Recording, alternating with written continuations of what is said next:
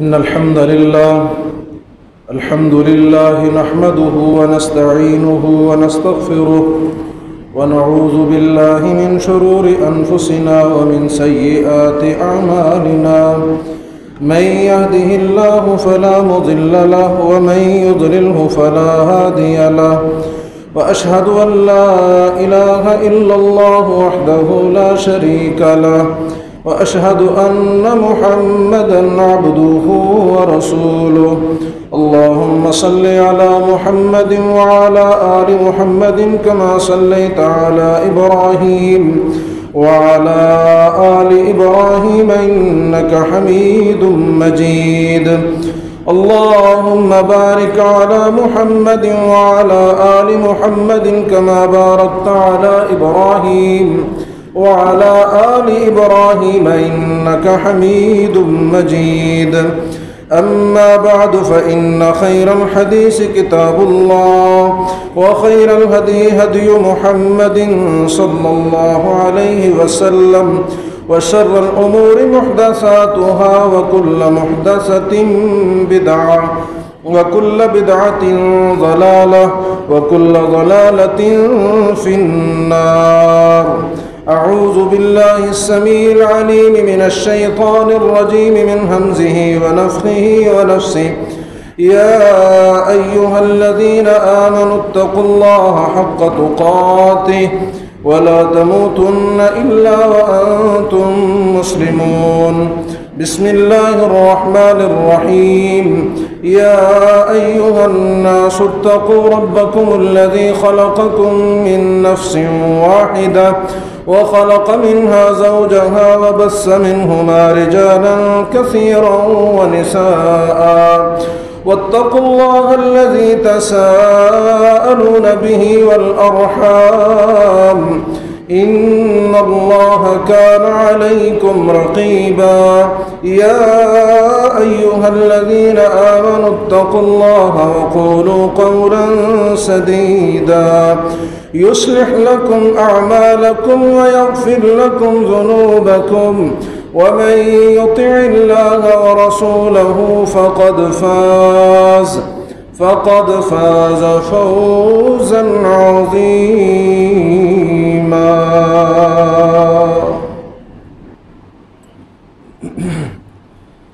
ہر قسم کی حمد و ثنا، تعریف، کبریائی، بڑائی اللہ وحدہ لا شریک خالق کائنات مالک ارض و سما کے لیے لاکھوں اور کروڑوں درود و سلام امام الانبیاء، حبیب کبریاء، صدر العلا، شمس الضحیٰ، بدر الدجا، جناب محمد الرسول اللہ صلی اللہ علیہ وآلہ آلہ وبارک وسلم کی ذات اقدس و مقدس و مطہرہ پہ محترم بھائیوں، بزرگوں، دوستوں، عزیزوں، گزشتہ خطبہ جمعۃ المبارک میں جد الانبیاء خلیل اللہ علیہ السلام جناب سیدنا ابراہیم علیہ السلام کا کردار، ان کی سیرت اور ان کی عظمت کے حوالے سے گفتگو ہوئی تھی،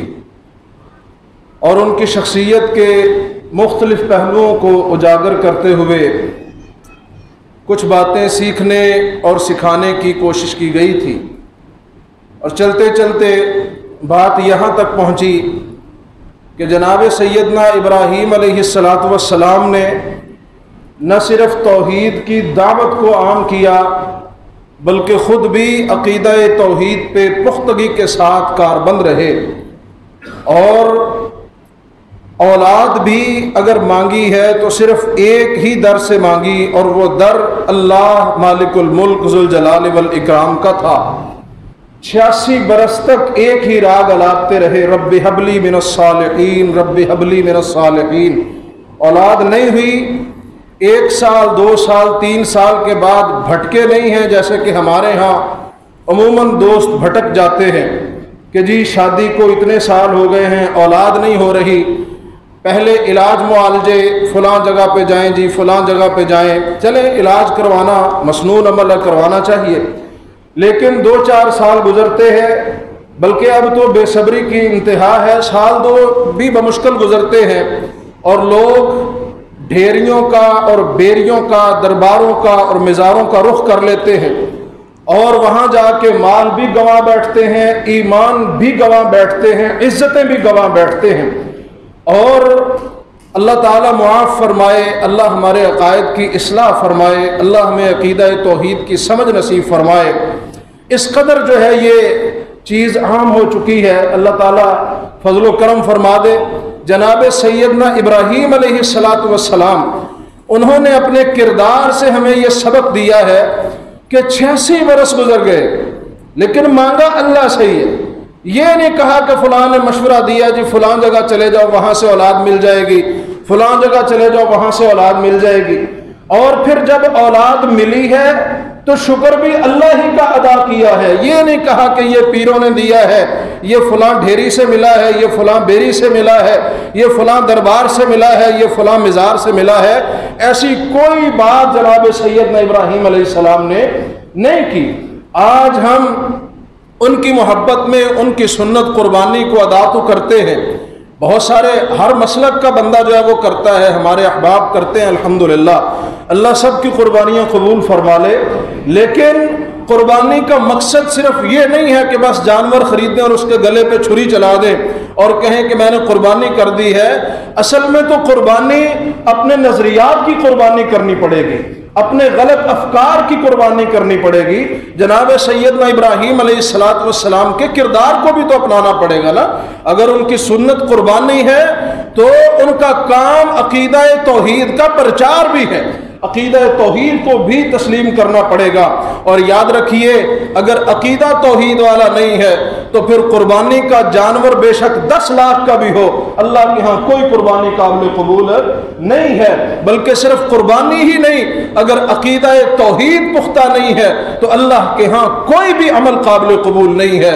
वो चाहे कोई भी हो, वो चाहे शिरक जो है वो अहले हदीस करे, वो शिरक बरेलवी करे, वो शिरक देवबंदी करे, किसी के भी अकीदे में जब शिरक की जो वो मिलावट हो जाएगी, अल्लाह के यहाँ उसके अमल की कोई वक़्त बाकी नहीं रहेगी, कोई हैसियत बाकी नहीं रहेगी। तो हमने सैयदना इब्राहीम अलैहिस्सलाम के किरदार की झलक को जब देखा तो हमें नजर आया कि उनका किरदार तो तौहीद के अलमबरदार की हैसियत से माना जाता है और कुरान ने तस्लीम किया अल्हम्दुलिल्लाह। और जनाब सैयदना इब्राहीम अलैहिस्सलातु वस्सलाम की दुआएं ये भी कुरान मजीद में एक मुस्तकिल बाब की हैसियत रखती हैं। दुआएं आपकी कमाल की दुआएं, अल्लाह के नबी जनाब इब्राहीम अलैहिस्सलाम ने दुआएं मांग मांग के हमें ये सबक दे दिया है और अल्लाह ने कुरान में उनका तज़किरा करके हम तक ये पैगाम पहुंचा दिया है कि भाई एक तो दुआ करनी है तो सिर्फ किससे करनी है? अल्लाह से करनी है। दुआ भी, पुकार भी, निदा भी किसी और से जायज़ नहीं है। और दूसरा, मांगना किस तरह है ये तरीका भी जनाब इब्राहीम ने बतलाया। और तीसरा, मांगने में तुम्हारी तरजीहात क्या होनी चाहिए, क्या मांगना चाहिए अल्लाह से। अल्लाह को राजी करना है तो मालिक से मांगना क्या है, ये भी जनाब इब्राहीम अलैहिस्सलातु वस्सलाम ने हमें दिखा दिया है, बतला दिया है। हमारी तो दुआएं भी अल्लाह माफ़ करे अब सिर्फ दुनिया के गिर्द घूमती हैं। अगर हम बड़े शौक के साथ, बड़े खुशू व खुजू के साथ नफल पढ़ रहे होंगे तो उसके पीछे मकसद क्या होगा, बाद में हमने दुआ क्या करनी है, वो जी फलां परेशानी बड़ी है, दुआ करें वो दूर हो जाए। दुनिया की जो है ना ये टेंशन बड़ी है, कारोबार बड़ा ठप हो चुका है, मामलात बड़े गड़बड़ हो चुके हैं। यानी हमारी नमाजों में, हमारे नवाफिल में, हमारी दुआओं में खुशू व खुजू भी अगर आता है तो सिर्फ दुनियावी मकासद के लिए आता है। जनाब सैयदना इब्राहीम अलैहिस्सलाम ने बतलाया है खुशू व खुजू के साथ मांगो अल्लाह से, लेकिन मांगना क्या है वो भी जनाब इब्राहीम ने बतला दिया है। ठीक है, दुनिया की परेशानियों की दुआ भी करनी चाहिए, लेकिन जो मुकद्दम रखना है तो आखिरत को रखना है, मुकद्दम रखना है तो अल्लाह की रजा को रखना है, मुकद्दम रखना है तो अल्लाह की फरमा बरदारी को रखना है। अब देखें ना पहले पारे की दुआएं जिनका पिछले जुमे में आखिर में तज़किरा हुआ था, आप अहबाब ने सुना, इब्राहीम अलैहिस्सलाम ने बैतुल्लाह तामीर किया तो फिर दुआ की, या अल्लाह ये अमल कर दिया है इसको कबूल कर ले, रब्बाना तक़ब्बल मिन्ना, अल्लाह अमल कर दिया है कबूल कर ले। یعنی عمل کر کے یہ نہیں ہے کہ بس ٹھیک ہے کر دیا، رب دیکھتا ہی ہے نا جی، رب ویکھدا ہی پیا نا، جیسے ہمارے ہاں ہوتا ہے۔ اللہ تو دیکھ رہا ہے لیکن وہ یہ بھی چاہتا ہے کہ میرے بندے تو نے یہ کام کر کے مجھ پہ کوئی احسان نہیں کیا، یہ کام کیا ہے پھر میرے سامنے مانگت بن کے بیٹھ جا، اللہ تیری رضا کے لیے کیا تھا، اس کو قبول فرما لے۔ اور پھر دعا کر رہے ربنا واجعلنا مسلمین لک، اللہ ہمیں اپنا فرما بردار بنا دے۔ یہ دعائیں کر رہے ہیں، اللہ اپنی فرما برداری کی توفیق دے دے۔ پھر کہہ رہے ہیں ارینا مناسکنا، اللہ اپنی عبادت کے طریقے ہمیں سمجھا دے، ہمیں وہ اسلوب، وہ طریقہ، وہ جو ہے وہ سلیقہ بتلا دے کہ جس کے ذریعے تو راضی ہوتا ہے، تجھے راضی کرنے کے طریقے ہمیں آ جائیں اور پھر ان پہ چلنے والے بن جائیں، تیری فرما برداری کرنے والے بن جائیں۔ اور پھر آخری دعا جو اس میں کر رہے ہیں ربنا وابعث فیہم رسولا، یہ دعا جس کے ترجمے میں جناب اقبال علیہ الرحمہ نے فرمایا تھا ہوئے پہلوے آمنہ سے ہویدا دعائے خلیل و نوید مسیحا، جناب ابراہیم علیہ السلام کی یہ دعا جو اللہ نے قبول فرمائی اور کعبۃ اللہ کا امام بنا کے مبعوث فرمایا سید الانبیاء کو، امام الانبیاء جناب محمد الرسول اللہ صلی اللہ علیہ وسلم کو۔ تو جناب ابراہیم علیہ السلام دعائیں کر رہے ہیں تو مسجد کی آبادی کی دعائیں کر رہے ہیں، کعبۃ اللہ کی آبادی کی دعائیں کر رہے ہیں، دعائیں کر رہے ہیں تو اللہ کی فرما برداری کی دعائیں کر رہے ہیں، عبادت سیکھنے سکھانے کی دعائیں کر رہے ہیں، دین سیکھنے سکھانے کی دعائیں کر رہے ہیں۔ اور یہ تو پہلے پارے میں مذکور ہے نا، 13ویں پارے میں چلیں تو وہاں اللہ کریم نے ان کی دعاؤں کا ایک اور ہی رنگ جو ہے وہ بتلایا ہے۔ وہ آیات آپ نے پچھلے جمعے میں سنی، آئیے ذرا وہ بھی دیکھتے چلیں کہ جناب ابراہیم نے اپنے مالک سے مانگا تو کیا مانگا۔ یہ 13واں پارہ ہے، سورہ ابراہیم ہے اور اس کا سیکنڈ لاسٹ رکوع ہے، آخری سے پہلا۔ کیا فرمایا جناب ابراہیم علیہ السلام نے؟ فرمایا اعوذ باللہ من الشیطان الرجیم وَإِذْ قَالَ إِبْرَاهِيمُ رَبِّ اجْعَلْ هَذَا الْبَلَدَ آمِنًا وَاجْنُبْنِي وَبَنِيَّ أَن نَّعْبُدَ الْأَصْنَامَ رب إنهن أضللن كثيرا من الناس فمن تبعني فإنه مني ومن عصاني فإنك غفور رحيم ربنا إني أسكنت من ذريتي بواد غير ذي زرع عند بيتك المحرم ربنا ليقيموا الصلاة فاجعل أفئدة من الناس تهوي إليهم وارزقهم من الثمرات لعلهم يشكرون۔ جناب ابراہیم علیہ السلام اللہ سے مانگ رہے ہیں، اللہ تذکرہ فرما رہے ہیں۔ فرمایا میرے ابراہیم نے کہا، کیا فرمایا؟ رب اجعل هذا البلد آمنا، اللہ اس شہر کو امن والا بنا دے۔ سب سے پہلے کیا مانگا؟ امن مانگا۔ پھر فرمایا وَجْنُبْنِي وَبَنِيَّ أَن نَّعْبُدَ الْأَصْنَامَ، بتوں کی پوجا سے بھی محفوظ فرما دے، شہر کو بھی امن والا بنا دے۔ اور امن آتا ہے ایمان کے ساتھ، جیسا کہ تذکرہ ہوا تھا ایک جمعے میں، امن آتا ہے ایمان کے ساتھ۔ پھر فرمایا کہ بتوں کی پوجا سے بھی محفوظ فرما دے۔ پھر تذکرہ کیا رب انہن اضللن کثیرا من الناس، گمراہیوں کا تذکرہ کرتے ہوئے فرمایا اللہ گمراہیوں سے بھی محفوظ فرما لینا۔ مفہوم ذکر کر رہا ہوں، گمراہیوں سے بچنے کی بھی دعا کر دی۔ پھر آگے فرمایا ربنا انی اسکنت من ذریتی بواد غیر ذی زرع عند بیتک المحرم ربنا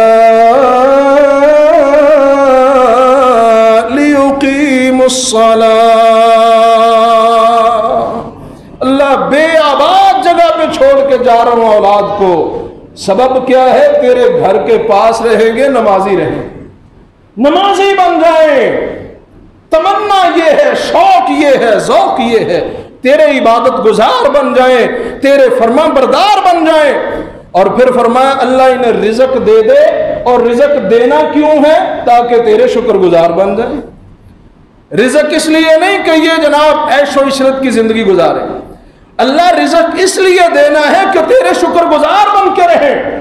اور تیرے گھر کے پاس چھوڑ کے جا رہا ہوں، بے آب و گیا وادی ہے، کوئی یہاں آبادی نہیں ہے، کوئی یہاں جناب ایسی ویسی سہولیات نہیں ہے، لیکن تیرے گھر کے پاس چھوڑنے کا منشا ایک ہی ہے کہ تیری عبادت کرتے رہیں، تجھے راضی کرتے رہیں۔ یہ جناب ابراہیم علیہ السلام کی دعا ہے۔ اور پھر ساتھ ہی اپنے عقیدے کا بھی اظہار فرما دیا، ربنا انك تعلم ما نخفي وما نعلن وما يخفى على الله من شيء في الأرض ولا في السماء الحمد لله الذي وهب لي على الكبر إسماعيل وإسحاق إن ربي لسميع الدعاء۔ جناب ابراہیم علیہ السلام نے اپنے عقیدے کا بھی اظہار فرمایا، دعاؤں میں عقیدے کا بھی اظہار کیا کرے۔ اللہ جاننے والا تو ہی ہے، تیرے سوا جانتا کوئی نہیں ہے، زمین و آسمان کی کوئی چیز کوئی بات تجھ سے مخفی نہیں ہے، پوشیدہ نہیں ہے۔ پھر شکر کیا اللہ اولاد دینے والا بھی تو ہی ہے، تو نے مجھے بڑھاپے میں اللہ اسماعیل سے بھی نوازا، اسحاق سے بھی نوازا، اولادیں بھی تو ہی دیتا ہے، دعائیں بھی تو ہی سنتا ہے۔ یہ جناب ابراہیم علیہ السلام نے اپنا عقیدہ بیان کیا۔ جاننے والا بھی کون ہے؟ صرف اللہ ہے۔ اور اولاد دینے والا بھی کون ہے؟ صرف۔ اور دعائیں سننے والا بھی کون ہے؟ صرف اللہ کے علاوہ کوئی بھی ایسا نہیں ہے جو ہماری پکاروں کو، ہماری نداؤں کو، ہماری دعاؤں کو سن سکے اور ہماری مرادوں کو پورا کر سکے، ہماری مشکلوں کو ٹال سکے، ہماری حاجت روائی کر سکے۔ اللہ کے علاوہ کوئی بھی ایسا نہیں ہے۔ یہ میرے جناب ابراہیم علیہ السلام نے، خلیل اللہ علیہ السلام نے اس عقیدے کا تذکرہ اپنی دعاؤں میں بھی فرما دیا ہے۔ اللہ کے علاوہ جاننے والا کوئی نہیں ہے، اللہ کے علاوہ اولادیں دینے والا کوئی نہیں۔ میرے وہ دوست جو بے اولاد ہیں، آج کل یہ جو لمحات اور یہ جو ایام گزر رہے ہیں اور جو آنے والے ہیں، ان ایام میں جناب سیدنا ابراہیم علیہ السلام کے ساتھ ایک خاص نسبت اور تعلق ہوتا ہے۔ خدا را ان دنوں میں ہی اپنے عقیدے کی اصلاح کریں۔ بے اولادی کے بے اولادی کی جو وہ خفت کو مٹانے کے لیے، اولاد حاصل کرنے کے چکر میں اپنے عقائد اور اپنے ایمان سے ہاتھ نہ دھوئیں۔ اللہ کو راضی کیجئے، اللہ سے مانگتے رہیے۔ یہ نہ کہیں اتنا عرصہ ہو گیا جی دعا قبول نہیں ہوتی، اتنا عرصہ ہو گیا دعا قبول نہیں ہوتی۔ ہمیں کیا معلوم اللہ نے ہمارے لیے کون سی خیر رکھی ہوئی ہے، اللہ نے ہمارے لیے کون کون سی بھلائیاں رکھی ہوئی ہیں۔ اس لیے کبھی بھی اللہ کا در چھوڑ کے کسی اور جانب نہ جائیے۔ اور پھر آگے چلیے، اگلی دعا جناب ابراہیم علیہ السلام پھر کر رہے ہیں اپنی اولاد کے لیے۔ پہلے اولاد مانگی تو کس سے؟ اللہ سے۔ اور جب اولاد مل گئی تو شکر ادا کیا تو کس کا؟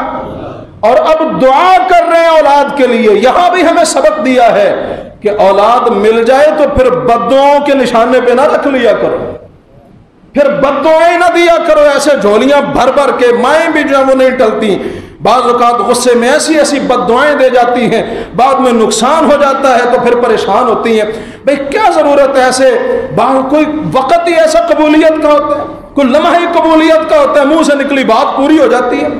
تو اس لیے بچیں اس سے۔ میں نے ایک دفعہ پہلے بھی تذکرہ کیا تھا، امام کعبہ امام عبد الرحمن السدیس حافظہ اللہ تعالی، وہ فرماتے ہیں کہ بچپن میں بڑا شرارتی تھا، اور شرارت کرتے کرتے ایک دن ایسی شرارت کر گزرا کہ جس پہ معافی کی توقع ہی نہیں تھی۔ کیا تھا؟ پکی ہوئی ہنڈیا۔ سالن پکا ہوا ہے، ہنڈیا بالکل تیار ہے، میں پاس کھیل رہا تھا، میں نے ایسے مٹی اٹھائی اور ہنڈیا کے اندر ڈال دی۔ اب ہمارے معاشرے کی مائیں ہوتی تو پتہ نہیں کن کن جو ہے وہ القابات سے نوازتے، ہاں جی تیرا ککھ نہ رہے، تجھے ایسے ہو جائے، تجھے ایسے ہو جائے۔ میں سمجھتا ہوں پرانے زمانے کی مائیں بھی جو تھی نا، کیا بات تھی، ان کی بد دعا بھی ہوتی تھی تو جا مر جان تیرے دشمن، مر جان تیرے دشمن، اس طرح کی بد دعا۔ اور اب پہلی دعا بد دعا یہ ہوتی ہے تو ایسے ہو جائے، تجھے ایسے ہو جائے، تجھے ایسے ہو جائے۔ ایسے نہیں کرنا چاہیے، اللہ تعالیٰ ہمیں توفیق دے ایسی باتوں سے بچنے کی۔ تو عبد الرحمن السدیس کہتے اتنی بڑی شرارت کر کے بدلے میں ماں نے کہا کیا؟ ماں نے کہا جا عبد الرحمن اللہ تجھے کعبے کا امام بنا دے۔ وقت قبولیت کا تھا، لمحات قبولیت کے تھے، منہ سے نکلی بات قبول ہوئی، اللہ نے کعبے کا امام بنا دیا۔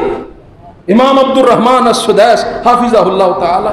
تو بھائیو، ابراہیم علیہ السلام کا کردار بھی ہمیں یہ بتلاتا ہے کہ اپنی اولاد کے لیے دعائیں کیا کرو۔ اور میں نے پچھلے جمعے بھی عرض کیا تھا، حدیث میں آتا ہے باپ اگر نام لے کے اپنی اولاد کے لیے دعا کر دے نا، بیٹے کے لیے نام لے کے دعا کر دے، اللہ رد فرماتے ہی نہیں۔ ہم دعا کرتے ہی نہیں، مولویوں کے پاس جاتے ہیں، مولوی صاحب دعا کرے میرا بچہ بڑا بگڑا ہوا ہے، صحیح ہو جائے۔ مولوی کے دل میں کتنا کو درد ہوگا، کتنے کو درد سے وہ دعا کرے۔ جو درد باپ کے دل میں ہے وہ کسی اور کے دل میں ہو سکتا ہے؟ جو باپ نے محسوس کرنا وہ کوئی اور محسوس کر سکتا ہے؟ ٹھیک ہے امام صاحب، قاری صاحب، مولوی صاحب، خطیب صاحب، فلاں صاحب، فلاں، یہ سارے صاحب دعا تو کر دیں گے، لیکن جو دعا ماں نے کرنی ہے اور جو دل سے دعا باپ کے نکلنی ہے وہ کسی اور کے دل سے نکل سکتی نہیں، نکل سکتی۔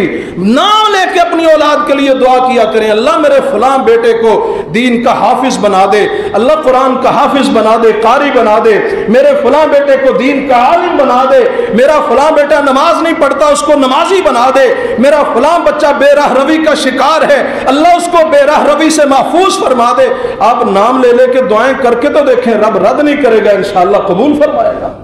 کریں تو صحیح دعائیں۔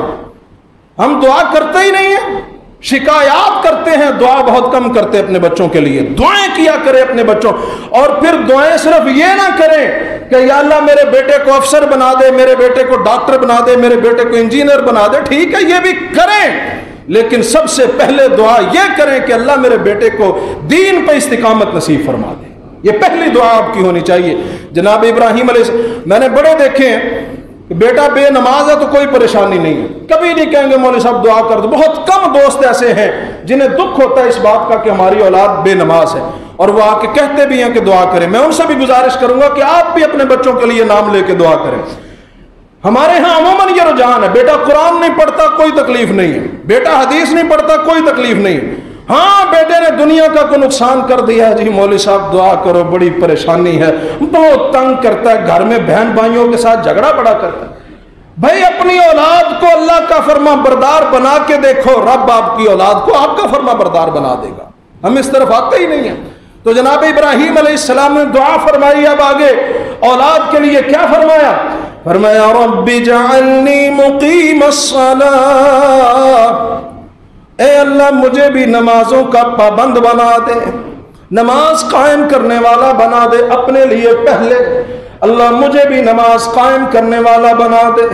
کیا مطلب کہ باپ مثال بنے گا تو اولاد فرما برداری کرے گی، باپ مثال بنے گا، ماں مثال بنے گی تو اولاد بھی اس راہ پہ چلے گی۔ بچے اپنے ماں باپ کو دیکھ کے سیکھتے ہیں، ہمارے ماں باپ کیا کر رہے ہیں؟ ماں باپ اگر نمازی ہوں گے بچے بھی نمازی ہوں گے۔ بڑے ہم نے دیکھے ہیں، باپ نماز پڑھ رہا ہے بچہ بھی ساتھ ہی سجدے کر رہا ہے، جیسے بھی ٹوٹی پوٹی وہ نماز پڑھ رہے ہیں۔ اور اگر ماں باپ بے نماز ہوں گے بچے دیکھتے ہیں، کہتے ہیں اچھا یہ اذان ہو رہی، پتہ نہیں یہ کیا ہوتی ہے، شاید اس کی کوئی اہمیت ہی نہیں ہے۔ جیسے جیسے بڑے ہوں گے نماز نہیں پڑھیں گے۔ رب اجعلنی مقیم الصلاۃ، اللہ مجھے بھی نمازی بنا، ومن ذریتی، اللہ میری اولاد کو بھی نمازی بنا دے۔ رب اجعلنی مقیم الصلاۃ ومن ذریتی ربنا وتقبل دعاء، اللہ میری دعاؤں کو قبول فرما۔ ربنا اغفر لی ولوالدی، ربنا اغفر لی ولوالدی، ربنا اغفر لی ولوالدی، اس دعا کو بھی اپنا حرز جاں بنائیے۔ اولاد کے لیے بھی دعا کرنی ہے، ماں باپ کے لیے بھی دعا کرنی ہے۔ جب آپ اپنے ماں باپ کے لیے دعا کریں گے نا تو آپ کی اولاد پھر آپ کے لیے دعا کرے گی۔ اگر میں نے کبھی اپنے ماں باپ کو یاد نہ کیا تو میرے مرنے کے بعد میری اولاد کہاں سے کرے گی؟ وہ بھی نہیں کرے گی۔ آپ اپنے بچوں کے سامنے اپنے ماں باپ کے لیے دعا کریں، اللہ مجھے بھی معاف کر دے، میرے ماں باپ کو بھی معاف فرما دے، وللمؤمنین، سارے اہل ایمان کو معاف فرما دے۔ میرے بھائیوں، یہ دعائیں یاد بھی کیجئے، اپنا حرز جاں بنائیے، اپنا وظیفہ بنائیے ان دعاؤں کو۔ جناب سیدنا ابراہیم علیہ السلام کی سنت، قربانی ادا کرتے ہیں، ان کے کردار اور ان کی سیرت کو بھی اپنائیے۔ اللہ اکبر۔ اولاد کے حق میں بھی مفید بنیے، والدین کے حق میں بھی مفید بنیے۔ والدین جو دنیا سے جا چکے ہیں ہماری دعاؤں کے محتاج ہیں، ہماری دعاؤں کے محتاج ہیں۔ اگر آج ہم انہیں اپنی دعاؤں میں یاد نہیں رکھیں گے تو کل ہماری اولادیں بھی ہمارے لیے دعا نہیں کریں گی۔ اللہ اپنی رحمتیں فرمائے، اللہ ہمارے والدین پہ اپنا فضل فرمائے۔ میرے والدین دنیا سے رخصت ہو چکے، اللہ ان کی مغفرت فرمائے۔ میری والدہ محترمہ کی قبر کو اللہ جنت کا باغیچہ بنا دے، والد محترم کی قبر کو اللہ جنت کا باغیچہ بنا دے، اللہ ان پہ اپنا فضل و کرم فرما دے۔ جتنے بھی میرے دوست احباب بیٹھے ہوئے ہیں، جس بھائی کا بھی کوئی عزیز، کوئی بھی رشتہ دار، ماں باپ بہن بھائی دوست کوئی بھی دنیا سے جا چکا ہے، اللہ سب کی مغفرت فرما دے، اللہ سب کی اگلی منزلیں آسان فرما دے، اللہ کریم سب کو اپنے فضل و کرم کے سائے میں جگہ دے۔ میرے بھائیوں، یہ دعائیں کثرت کے ساتھ کریں۔ سچی بات ہے، میں ایک دن پڑھ رہا تھا، ایک بزرگ سے کسی نے پوچھا کہ دعائیں قبول ہونے کی نشانی کیا ہے؟ کہنے لگے بیٹا نسخہ میں بتا دیتا ہوں، اپنا تو لے۔ کہنے لگے جی بتلائیں۔ کہنے لگے کوئی دعا رد ہی نہیں ہوگی۔ کیا ہے جی؟ فرمانے لگے جب بھی دعا کرو اپنے ماں باپ کے لیے دعا ضرور کرو، جب بھی دعا کرو اپنے ماں باپ کے لیے دعا ضرور کرو۔ مگر افسوس ہے آج ماں باپ سے دور کرنے کی کوششیں کی جا رہی ہیں۔ یہ پچھلے جمعے میں نے تذکرہ کیا تھا، ایسے ایسے بل پاس ہو رہے ہیں کہ ماں باپ کی اہمیت ہی ختم ہو جائے۔ بس ٹھیک ہے بھائی، تم خود مختار ہو گئے، تم اب اتنے سال کے ہو گئے ہو، اب تمہارے ماں باپ تمہاری طرف جو ہے وہ میلی آنکھ سے بھی نہیں دیکھ سکتے، تمہیں گھور کے دیکھیں تو صحیح۔ ایسا سبق دیا جا رہا ہے۔ اور میں سمجھتا ہوں کہ اس دور کے اندر میڈیا کا کردار بھی بڑا بھیانک ہے، اور یہ میڈیا جو ہے یہ بذات خود کو بری چیز نہیں ہے، استعمال برا بناتا ہے۔ یہ ویڈیو بن رہی ہے، اس کا استعمال اگر آپ گانا بجانے کی ویڈیو بنائیں گے بری چیز ہے، اگر آپ جو ہے وہ کوئی اور کسی گندگی بے حیائی کی محفل کی ویڈیو بنائیں گے خراب کرے گی معاشرے کو۔ لیکن اگر آپ کسی دینی پروگرام کی، کسی درس کی، کتاب و سنت کی کسی بات کی ویڈیو بنائیں گے، اسے پھیلائیں گے، آپ کے لیے مفید ہوگی۔ پہلے ہم جمعہ پڑھتے تھے، یہ جتنے احباب یہاں آتے ہیں انہی تک پیغام پہنچتا تھا۔ اب یہ ہے کہ اگر ویڈیو وائرل ہوتی ہے سینکڑوں ہزاروں لوگوں تک پہنچ جاتا ہے۔ شاید کسی کے سمجھ میں کوئی بات آ جائے، کسی کی ہدایت کا ذریعہ بن جائے، ہمارے لیے مفید ہے کہ نہیں؟ میڈیا بذات خود کو بری چیز نہیں ہے، بلکہ میڈیا جو ہے نا، اس کی مثال یوں سمجھ لیں ایک آگ کی مانند ہے، آگ کی طرح۔ جیسے آگ ہے نا، آگ کا فائدہ بھی ہوتا ہے، نقصان بھی ہوتا ہے۔ آگ کو اگر احتیاط کے ساتھ استعمال کریں تو وہ مفید ہے، بلکہ اللہ نے اس کو اپنی نعمت قرار دیا ہے۔ سورہ واقعہ کا آخری رکوع پڑھے نا، افرأیتم النار التي تورون اانتم انشأتم شجرتها ام نحن المنشئون۔ اللہ نے نعمت کے طریقے پہ اس کا تذکرہ کیا۔ آگ اگر نہ ہوتی تو بھوکے مرنا تھا نا، یا پھر کچا ہی کھانا تھا سارا کچھ۔ تو یہ اللہ کی نعمت بھی ہے، فوائد بھی بڑے ہیں۔ جیسے آگ ہے، اس سے روشنی بھی ملتی ہے لیکن جلا بھی دیتی ہے۔ اگر اس کو احتیاط سے استعمال کرے روشنی بھی دے گی، حرارت بھی دے گی، اور اگر بے احتیاطی کریں گے سب کچھ جلا کے راکھ کر دے گی۔ اسی طرح میڈیا ہے، اگر اس کو قرآن کے اصول کے مطابق، قرآن کے ان جاءکم فاسقٌ بنبأ فتبینوا، کہ کہ اگر کوئی فاسق تمہارے پاس کو خبر لے کے آتا ہے اس کی تحقیق کر لیا کرو. اگر ہم اصول و قواعد کے مطابق اس کا استعمال کریں گے یہ روشنی دے گا, اس سے جو ہے وہ ایمان کی حرارت ملے گی, ایمان کو توازن ملے گی, تازگی ملے گی, اس سے جو ہے وہ مفید معلومات ملیں گی, اس سے بصیرت اور بصارت ملے گی.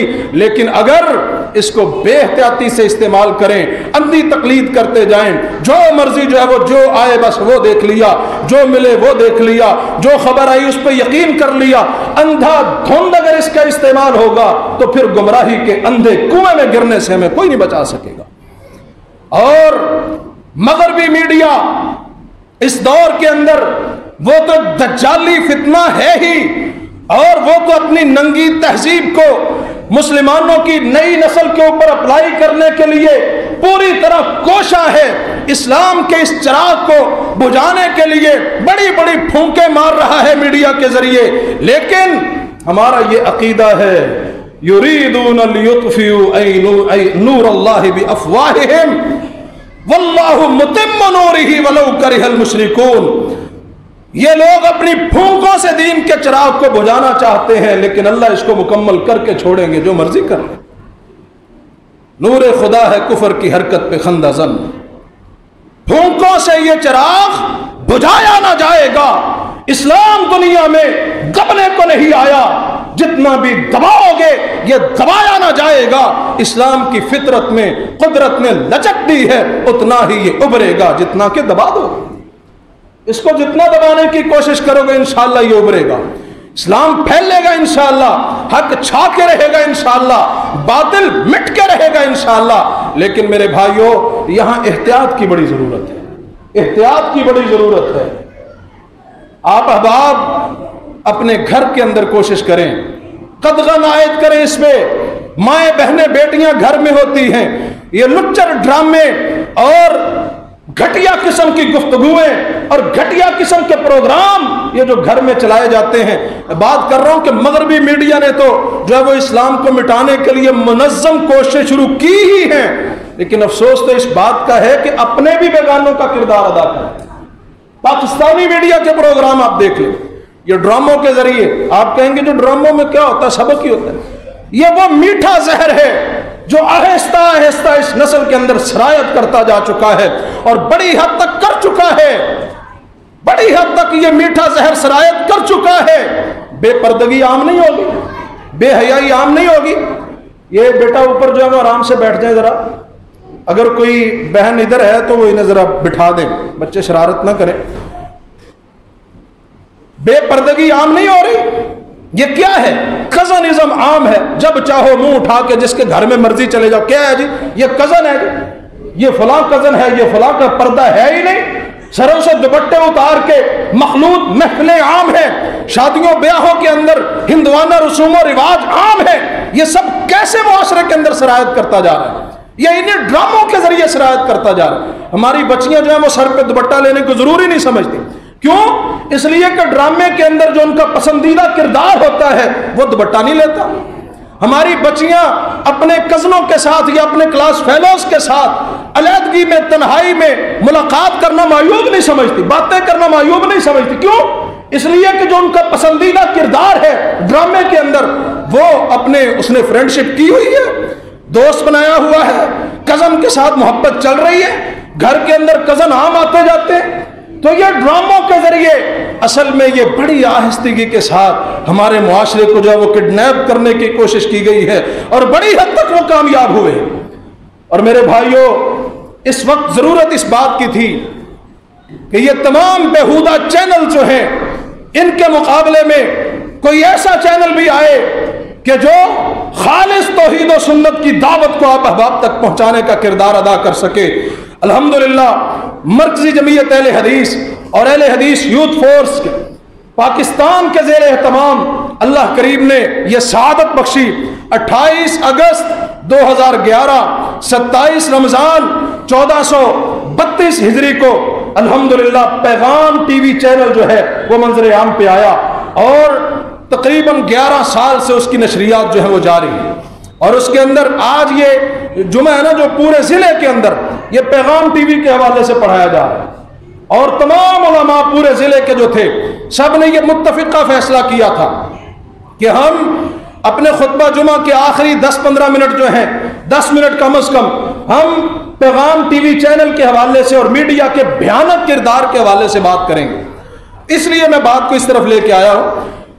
پیغام ٹی وی چینل الحمدللہ علماء scholar M Phil P H D, ہمارے ہاں لوگ کہتے ہیں مولویوں کو کیا پتہ ہے, مولوی بڑے بڑے, ہم سنیں تو صحیح اسکالر حضرات کو, ہمارا بھی تو چسکا پورا نہیں نہ ہوتا جب تک ہم جو ہے وہ شعر و شاعری نہ سن لیں.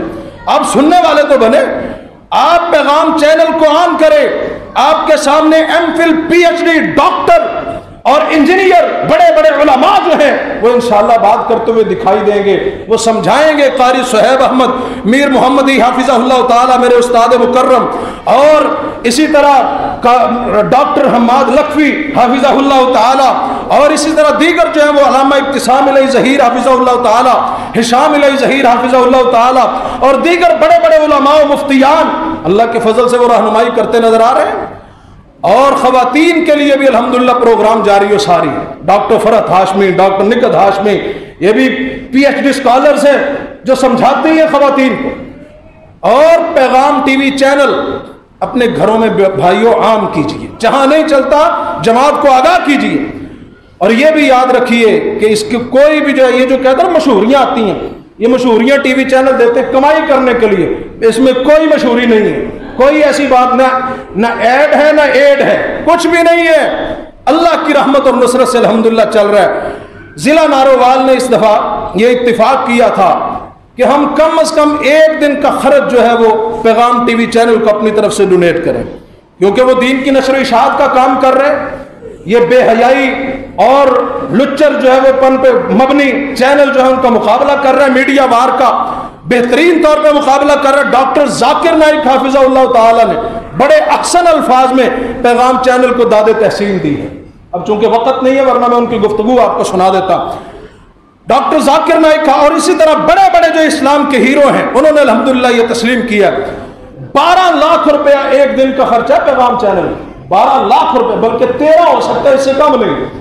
اور قریباً 4 کروڑ کے قریب ایک مہینے کا, اور تقریباً نصف ارب کے قریب ایک سال کا خرچہ ہے پیغام ٹی وی چینل کا. اور کوئی اس میں یہ نہیں ہے کہ ادھر سے کمائی ہو رہی اور ادھر سے کمائی ہو رہی, یہ اللہ کے فضل و کرم سے اللہ کے بندے ہی چلا رہے ہیں الحمدللہ. اور ضلع نارووال نے ایک دن کا خرچ دینے کی جو ہے وہ جرت کی ہے, کوشش کی ہے, اللہ کرے یہ پایہ تکمیل تک پہنچ جائے, 12 سے 13 لاکھ روپیہ. اس لیے آج ہر مسجد کے اندر جو اپیل ہے اور جو تعاون ہے وہ پیغام چینل کے لیے. بھی یہ بھائی آپ کے سامنے آتے ہیں, یہ کدھر گئے ہیں حضرت بھائی سیفرمان جی, تو یہ تمام بھائی اس نیت کے ساتھ کہ چلے ہم خود اللہ کے دین کے لیے جو ہے وہ کچھ نہیں کر سکتے, ہم خود جو ہے وہ دعوت نہیں دے سکتے, ہمارے اندر اتنی اہلیت نہیں ہے کہ ہم کسی کو دین کی دعوت دے سکیں, تو دین کی دعوت جہاں ہو رہی ہے وہاں تعاون تو کر سکتے ہیں کہ نہیں کر سکتے جی. اپنی مسجد کے ساتھ بھی اپنے سارے معاملات یہ بھی ہم نہیں حل کرنے ہیں, لیکن وہ جو معاملات ہیں یہ یوں سمجھ لیں کہ جماعت کا ایک عظیم کارنامہ ہے الحمدللہ جو پوری دنیا کے اندر اللہ کے دین کے پیغام کو پھیلا رہا ہے. میں یہاں بات کرتا ہوں, یہ آپ تک پیغام پہنچے گا, چند لوگوں تک پہنچے گا, ویڈیو کے ذریعے اور لوگوں تک پہنچ جائے گا, لیکن پیغام چینل 4 طرح سے, ایک ہے پیغام قرآن ٹی وی, 24 گھنٹے اس پہ ائمہ حرمین کی آواز میں جو ہے وہ قرآن کی تلاوت چلتی ہے. اور ایک ہے پیغام پشتو, اس میں 24 پشتو جو ہے وہ پختون بھائیوں کے لیے پروگرام چلتے ہیں. ایک ہے پیغام یو کے ٹی وی, اس میں یو کے والے جو ادھر کے بھائی ہیں ان کے لیے پروگرام چلتے ہیں. اور ایک ہے پیغام ٹی وی جس میں ہمارے یہ اردو دان طبقہ جتنا ہے اس کے لیے الحمدللہ 24 گھنٹے خواتین کے لیے, بچوں کے لیے, مردوں کے لیے الگ الگ جو ہے وہ پروگرام جاری و ساری ہیں. تو 2 گزارشات ہیں. نمبر 1 کہ اس کو عام کیجئے, گھر گھر پہنچائیے, جہاں نہیں چلتا جماعت کو آگاہ کیجئے. الحمدللہ یہ پچھلے دنوں میں 5 کروڑ روپیہ لگا کے پیمرا کا لائسنس بھی حاصل کیا گیا, اور 88 لاکھ روپیہ لگا کے اس کی نشریات کو 106 راوی روڈ سے جاری کیا گیا. پہلے اس کی نشریات انڈونیشیا سے جاری ہوتی تھی, اب یہ نشریات الحمدللہ یہاں سے جاری ہوتی ہیں. تو اس کی اہمیت کو سمجھنا سمجھانا یہ ہماری ذمہ داری ہے کہ جب 100 چینل جو ہیں وہ گندگی سے بھرے ہوئے ہیں، ان کے مقابلے میں اگر ایک بھی ہم کھڑا نہ کریں تو ان کو تو کھل کر کھیلنے کا موقع ملے گا۔ اس حوالے سے میں تمام بھائیوں سے گزارش کروں گا، تمام دوست احباب بڑھ چڑھ کے جو ہے وہ اس سے، اور یہ نہ سمجھیں کہ لوگ جو جمعے میں بات کر دی ہے۔ نسائی کی روایت ہے، آقا علیہ الصلوۃ والسلام خطبہ دے رہے تھے، ایک شخص آیا اور انہوں نے آ کے جو ہے وہ مجبوری کا اظہار کیا۔ آقا علیہ السلام دوران خطبہ ہی صحابہ سے کہا بھائی کپڑے بچھاؤ، کپڑے بچھائے اور لوگوں نے تعاون شروع کیا۔ وَالنَّبِيُّ يَخْطُبُ، اور حدیث کے الفاظ ہیں آقا خطبہ دے رہے تھے، یعنی دوران خطبہ اگر خطیب کہتا ہے، گزارش کر دیتا ہے تو اس میں کوئی حرج والی بات نہیں ہے۔ اللہ تعالی ہم سب پہ رحمتیں فرمائے، فضل و کرم کرے۔ آخر دعوانا ان الحمدللہ۔